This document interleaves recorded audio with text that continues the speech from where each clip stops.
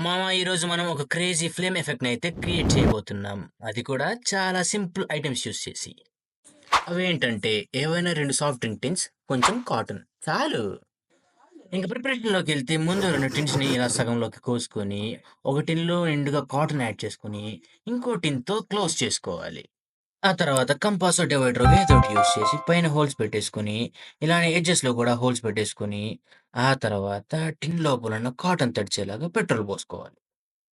ఆ తర్వాత మ్యాచ్ స్టిక్కో, లైటరో ఏదో ఒకటి యూజ్ చేసుకొని ఆ టిన్ను పైన కొంచెం మంట పెట్టాలి. One eternity later. అలా అది కాసేపు బర్న్ అయ్యాక ఫైనల్లీ మన ఫ్లేమ్ ఫౌంటైన్ అయితే తయారైపోయింది.